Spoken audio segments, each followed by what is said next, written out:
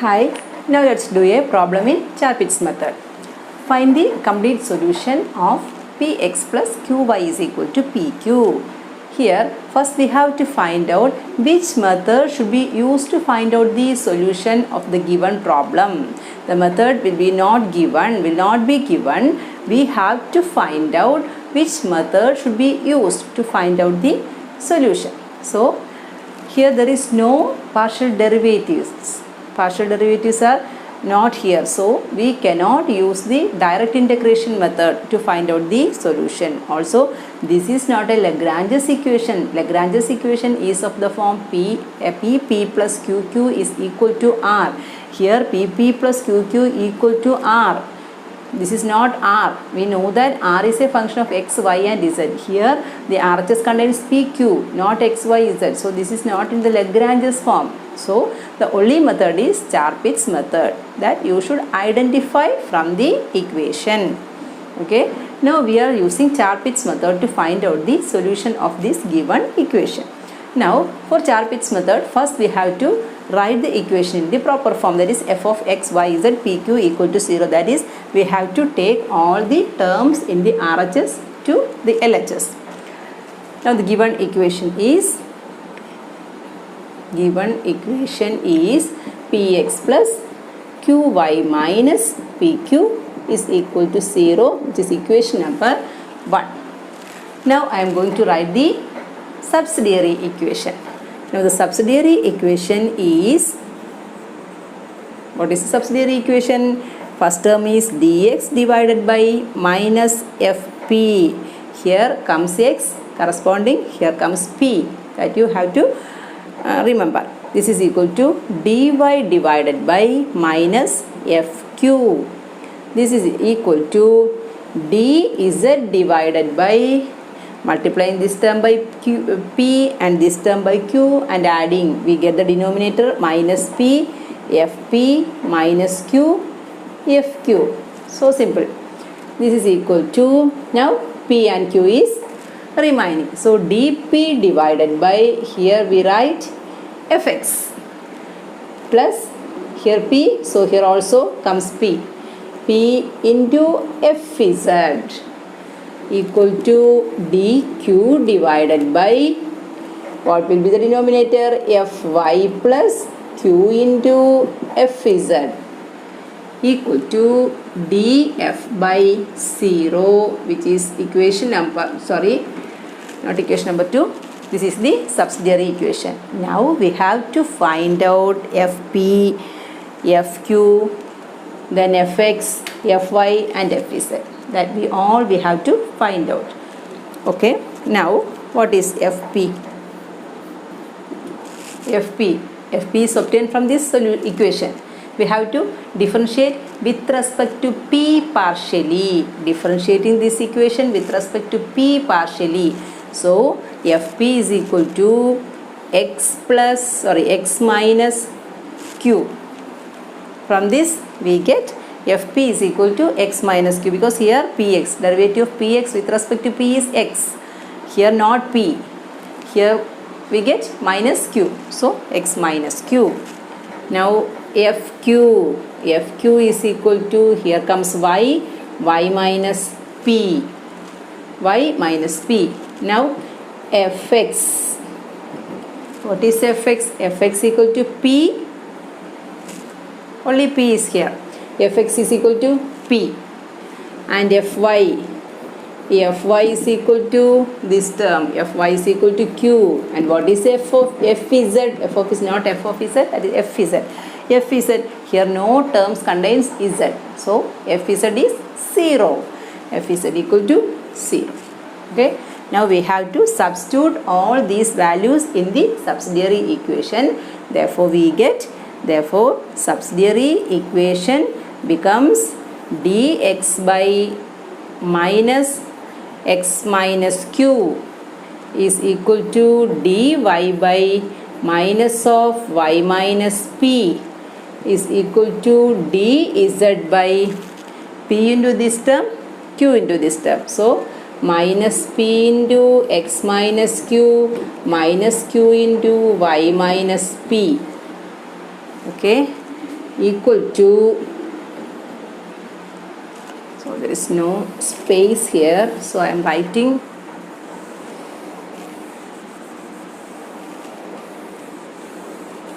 I'm going to write here. So subsidiary equation becomes dx by minus of x minus q is equal to dy by minus of y minus p is equal to dz divided by minus p fp minus q fq. So minus p into x minus q minus q into y minus p equal to dp by fx. Fx is p equal to dq by fy. Fy is also q.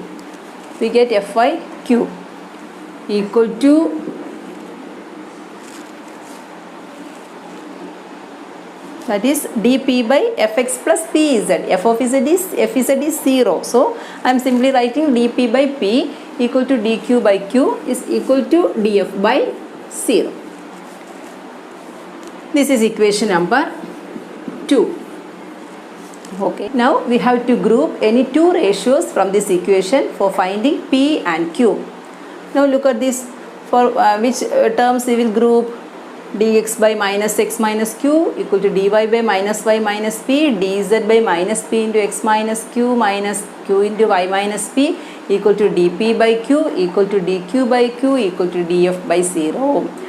Look at these two terms. If we group these two terms, we will get p and q very easily. So I am grouping these two terms. Now from dp by p is equal to dq by q, we get, on integrating,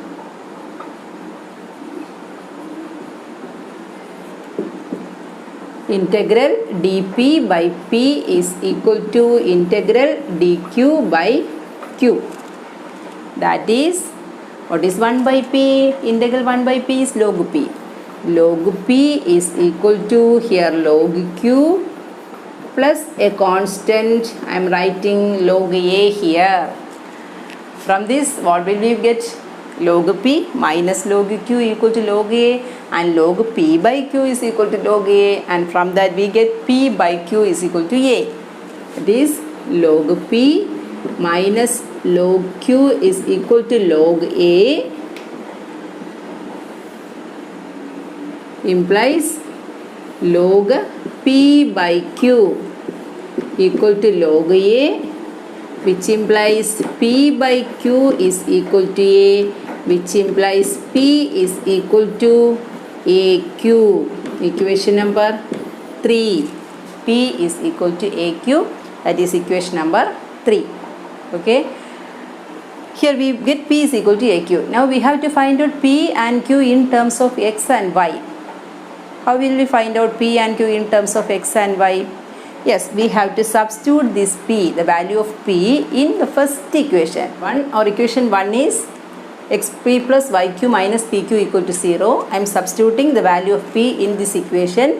This implies x into aq plus y into q is equal to aq into q. I am taking this minus pq in the RHS, so aq square, which implies in both the terms, these terms contains q, so I am taking q outside. Q into ax plus y is equal to aq square. 1q gets cancelled, which implies ax plus y is equal to aq, which implies q is equal to ax plus y divided by a, which is equation number 3.